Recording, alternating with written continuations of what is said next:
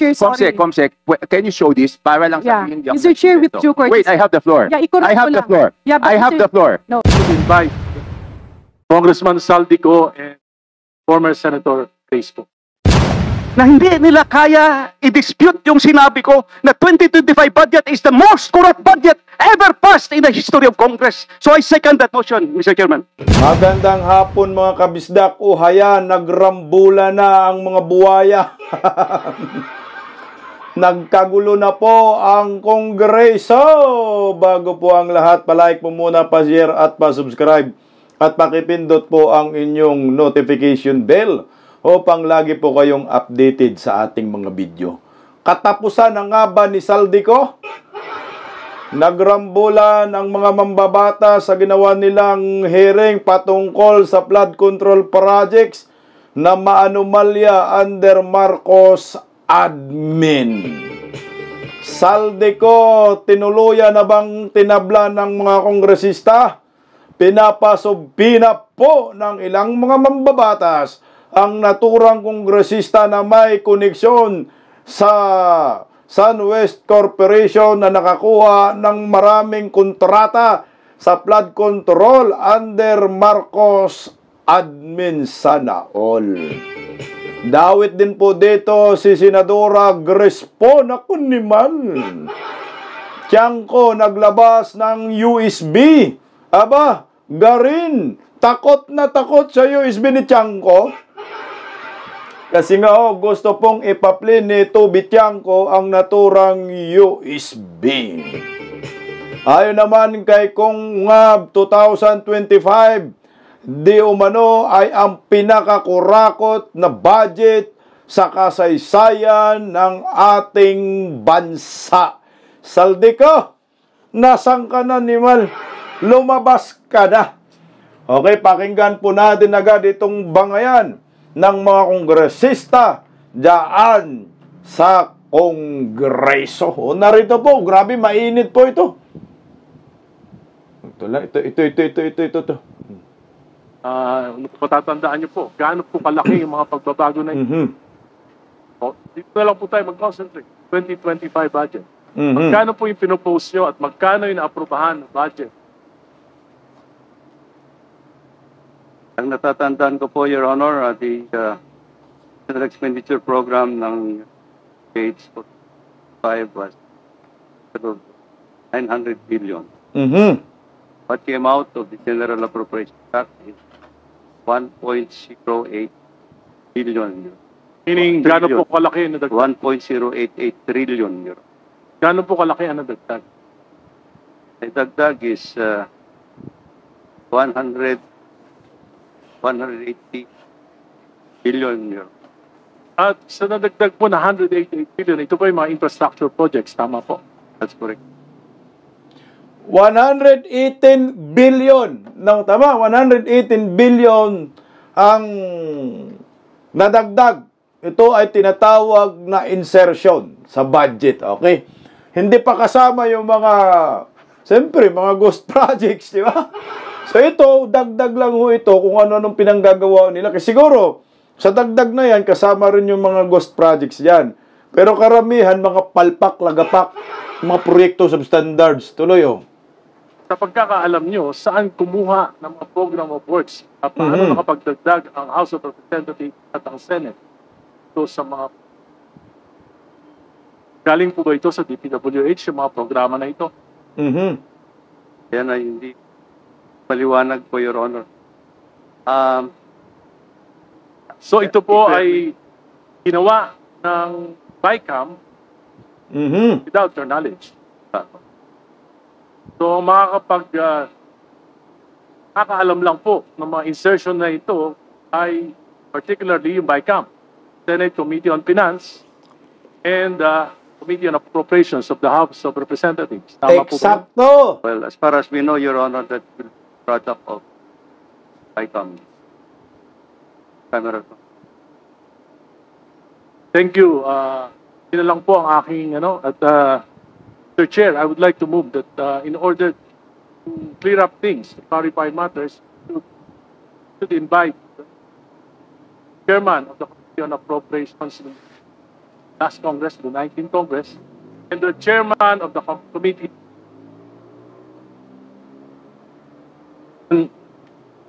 Congressman Saldico and former Senator Basco. So moved, Mr. Speaker. You know, last August 4, I delivered a Isa mo na yan, oh. Okay, ayan na nga ho, nag-motion na po na si Erice na gusto pong ipatawag nila itong si Saldico, Committee Chairman, Appropriation, at si Grispo naman. Kasi si Grispo naman yung chairman doon sa Senado. So ngayon, ito, nag-second motion po dito, si Kong Ungab. Pakinggan po natin mga kabisda. Uy, ilang. Na iba, oh. privilege speech questioning the, I think, mangled beyond recognition 2025 budget. And I was very specific on the automatic appropriations. Almost ang daming ginalaw. So hindi lang yung program appropriation, new general appropriations ang ginalaw pa yung program. In fact, towards my ending statement, I have said the 2025 budget is the most corrupt budget ever passed in the history of Congress. Sinabi ko yan. You know what? Nung araw sa time namin, pag may nag-mention sa previous budget, yung former chairman, tatayo kagad yan sa plenary.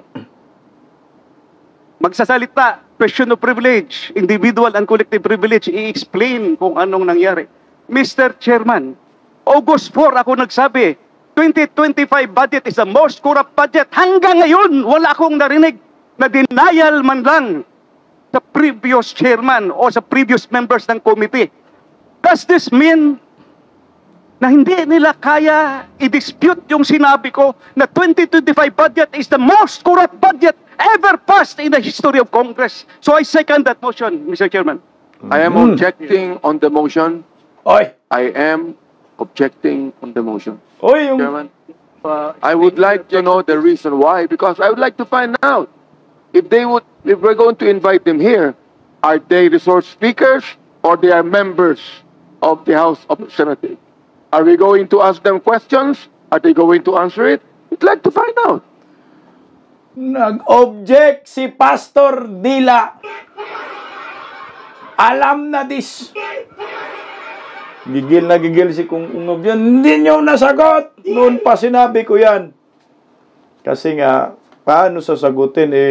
Wala naman talagang maisagot dahil yung korupsyon maliwanag pa. Ayan, sa sikat ng araw, Saldico biglang nag-object itong kongresista na hindi kongresista, talo na, nanalo pa. Ang kapal ng mukha mo, Pastor Dila. Nag-object, no? Ito, lalong uminit. Panoorin natin. So kung isang congressman, sabi nyo kanina kahit sino masagasaan, wala tayong sasantuhin, kahit congressman, kahit senador. Kung ang congressman hindi pa pwedeng maging resource person at hindi natin pwedeng pa-testify under oath, di ibig sabihin sa usapang to, exempted ang congressman. Exactly. So paano tayo mag-iimbestiga? Paano tayo? Number one. Number two, Mr. Chair, here is the USP. Sinasabi, paano nagkaroon ng insert? Under the name of Congressman Saldico, ang insertion sa BICAM as proponent siya is 13,803,693,000. And we do not want to invite him as a resource person.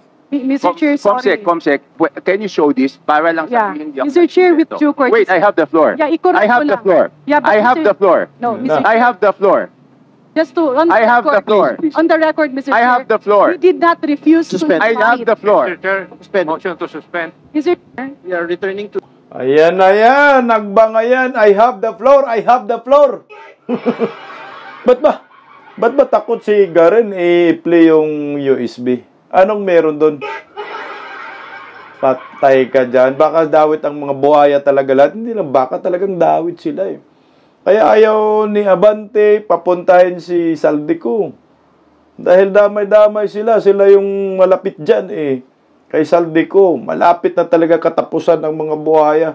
Kasi nga nandoon yung sa USB, nandoon lahat ng mga figures. At 13 billion daw, merong insertion. Ayaw nilang ipalabas, gustong ipalabas ni Toby Chanko. Sana hinayaan. Takot pala kayo, ha? Ayan kayo ngayon. Tuloy, oh. To the previous motion, there are particular details on how we would want to dispose of the motion, particularly because Tabla topic rin of the to. inquiry today are specific projects. And this is something we understand that budget preparation is within the context of implementation of infrastructure projects. I think we would want to focus on specific projects that have been inspected by the President today. The further that we delay discussions on the matter, I think the public will be more frustrated with Congress. So what is the pleasure of Congressman Enrique, Your Honor?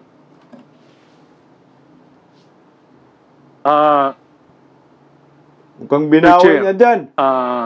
If that's the case, I would like to defer my motion because I would like to consult staff kung itong mga 100 billion na versions sa 2025 budget ay may mga nakasamang those projects as the President had mentioned in Meron talaga dyan. Revelation. So, consult ko kung wala po dito, I will withdraw my motion. Pero kung meron, I will insist on. So, Mr. Chair, I would like to request the chair my earlier. Thank you, Congressman Enrique. The motion heard. Tangin na, i-defer mo, wag. Meron naman talagang ghost projects yan. Pambihira naman itong mga buhaya, takot sa mga sariling multo ninyo eh. Kaya tamang yung Toby Chanko, putsang ina, sabi ninyo, kahit kongresista, patawag natin, walang sinisino eh. So ngayon, ipatawag niyo si Saldico. Oh. Here. Point of order, just Mr. Chair. inquiry from the movement. So when he moves for the deferment of his motion earlier, not really withdrawing the motion. Do I take it Di saba. correctly? As I said, I said, Mr. Chair, I'm not withdrawing my motion. I'm just deferring my motion to order to consult my staff whether 100 billion insertions in the 2025 budget includes those projects as mentioned by the. So, in order to be fair, to Billion The na. Senate, I'm sorry, Mr. Chair, I have to. Senate, back to our colleague, the near minority leader. You were actually mentioning about the BICAM earlier. And really, it's supposed to be part also of my questions later. Nobody has ever seen, as far as I know, the BICAM Committee Report 2025 has not been released in a copy. But there are a lot of questions, and the only ones who can really explain those things, because there's an unprecedented cuts and insertion. 173 billion, understand? I consulted budget expert. So, ang pananaw ko po, paano tayo makaka-move on sa pag-inquire nitong mga individual projects, insertions, etc. Kung hindi pa natin nalalaman ano ang nangyari sa BICAM in 2025. And therefore, ang makakasagot nun, Saldico. information would be the two chairs of both panels, the House and the Senate, in that BICAM. Tumama dito si Junel ah. Tumama si Junel dito para sa akin. Tama. Walang ibang mga kasagot dyan sa mga tanungan, lalo na mga blanco. Kasi wag na tayo magmaang-maangan. Terry Ridun. Wag mo nang pagtakpan itong si Saldico, ipatawag nyo na yan. Kasama si Grace po nang magpaliwanag dyan sa Kongreso. Kung hindi yan, sarswila lamang itong investigasyon ho ninyo. Baka pinagtatakpan lang ninyo si Saldico, pati si Tambaloslos, ang kakapal ng mga mukha, ipatawag nyo.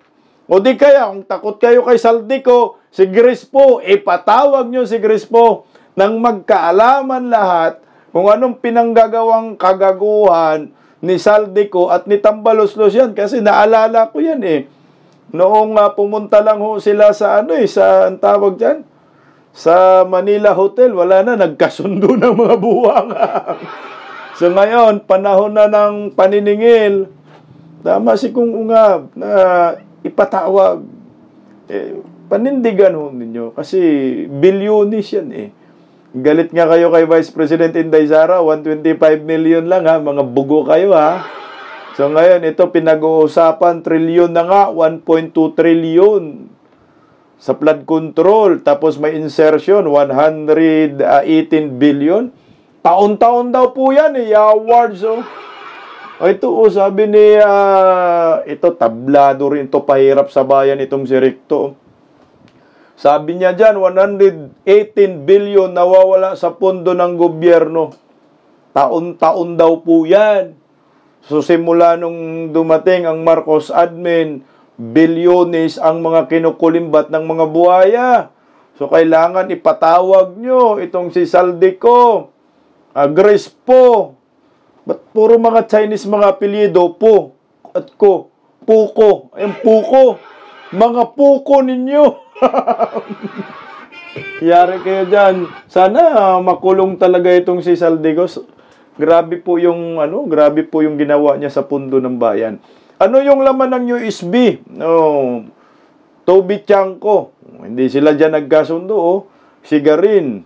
At gusto ngang ipili ni Toby Chanko yung USB. Hindi pala piniplay. Kaya po hindi sila nagkasundo. Nag-walk out po itong si Toby Chanko sa naturang hearing ay pagdinig.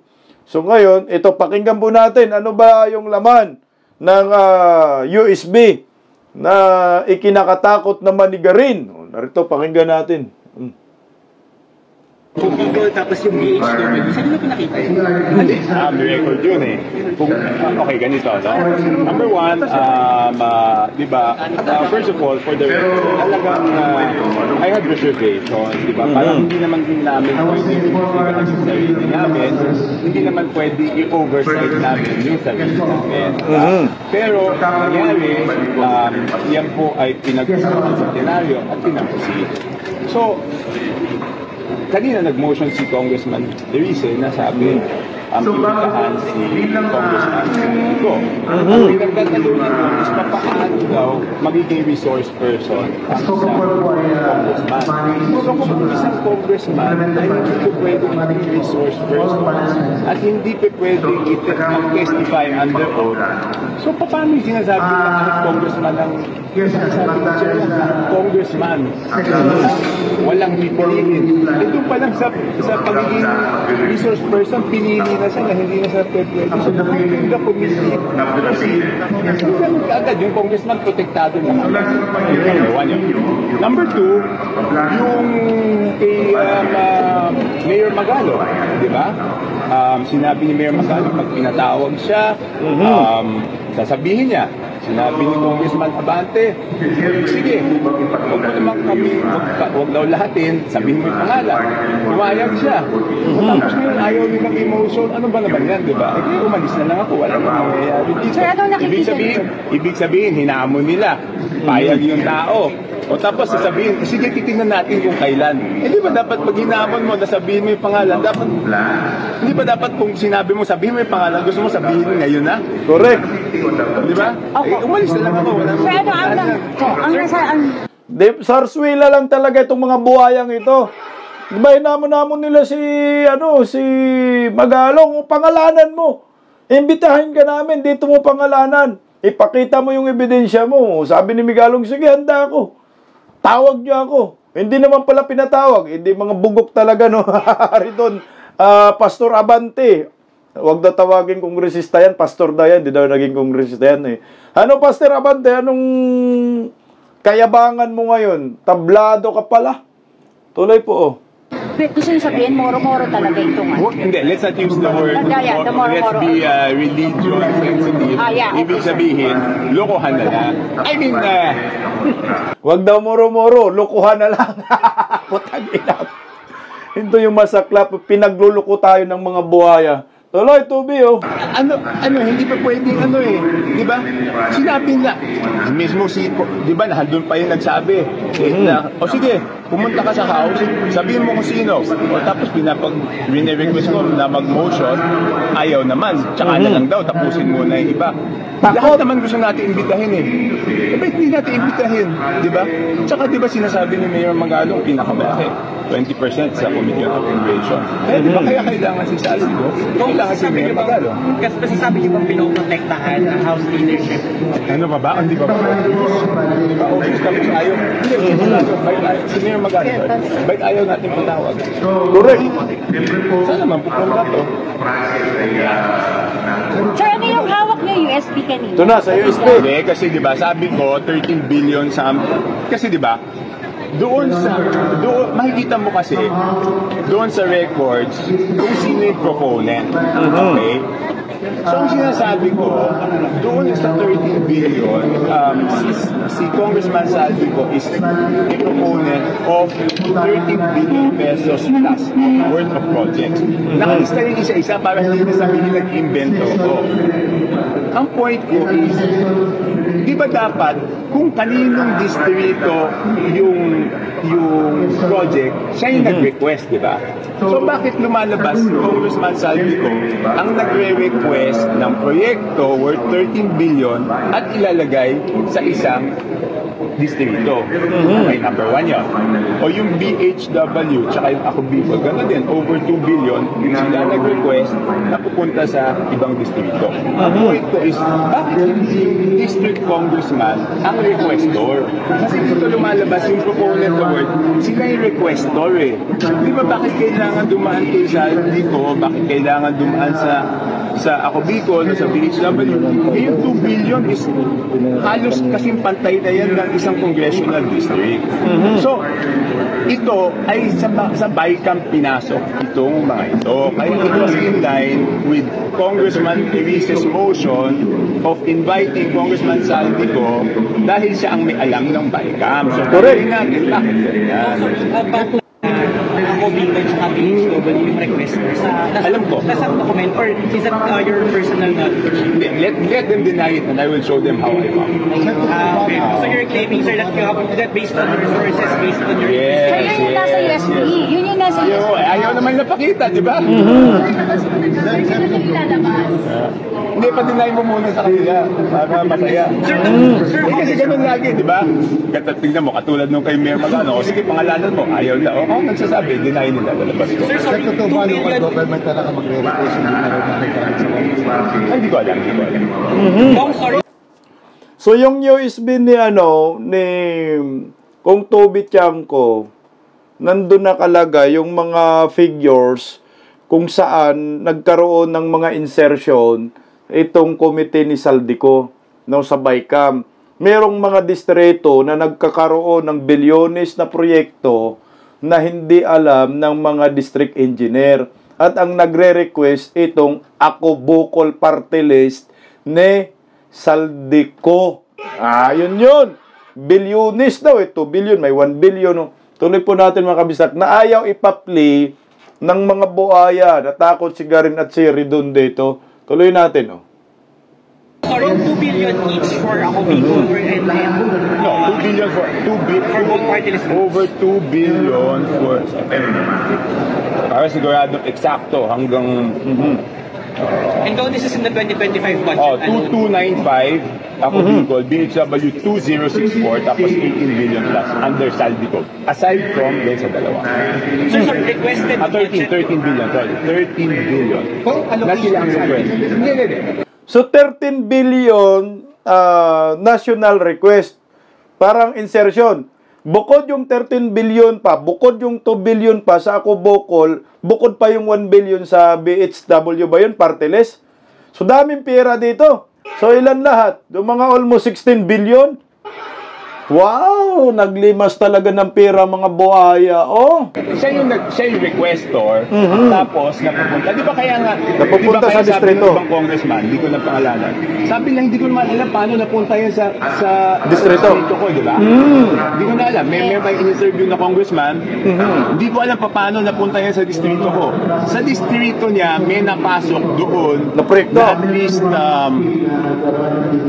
nandun papakita ko sana, at least 2 billion. So yung congressman na nagsabi na hindi ko alam paano napunta yan sa distrito ko, meron doon 2 billion requested by Saldico, pumunta sa distrito niya. So ibig sabihin, yun na nga yung dugtong-dugtong. Pero sir, hindi pa ba pa-post dun sa kongresista na bigyan? Hindi pa, Bor. Ibig ko lang sabihin, Ang di ba? nag-request, sir. Bakit kailangan ang requestor is si Saldico? Bakit hindi yung congressman ang Sir, requestor? kumusta yung project na yon? Yung 2 billion na yon? May nangyari naman, sir. Ano no? Doon po sa ni-request ni Kong Saldico. Kung nagawa? Ay, binigay. Opo. Hindi, naka-hold nga yun eh. Yun yung mga naka-hold. Yung sinasabi ko naka-hold. Part of FLR. Part of FLR. So, kung dapat mag-independent mag-investigation? Dapat nakita nyo naman, di ba? Hindi nga pa pwede, sabi nila, hindi nga pa pwede mag-testify as resource person Nuggets ko na. congressman. Paano kung yung congressman ang may problema? Paano mo siya iimbestigahan kung hindi siya pa pwede maging resource person? Parang wala rin. Maybe the reason kung bakit nag-motion ka kanina prior si Hindi. Ang pagkaintindi ko, kaya siya nag-motion to adjourn. Gusto niya, hindi ako nag-motion, hindi ko. Ang pagkaintindi ko is because gusto niya makuha muna yung yung undertaking na wala kami, walang pecuniary interest yung mga members. So, have you seen Congressman Saldico since the start of the 20th Congress? Do you know his whereabouts or are you familiar? No. So, he hasn't been attending plenary sessions as far as you know? No. Sir, as a colleague, Wala na. sabihin kay Congressman Saldico. Lumayas na si Saldico.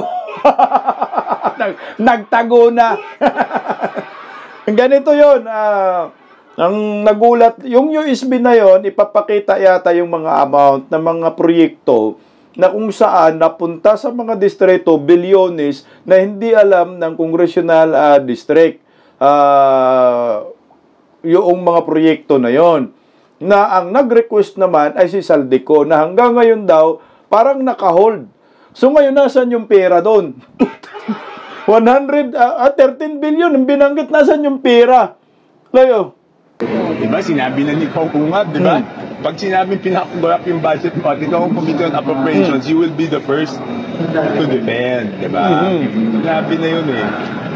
Diba, tapos kanya yung magalong. Kaya lang, wala na, hindi talaga yan lalabas si Saldico, talagang dapat yan, i-wanted na lang. Pinoprotektahan ng mga kongresista yan. Parang lumabas, naka-hold yung 13 billion. Naka-hold yung 13 billion. So, ibig sabihin, posible.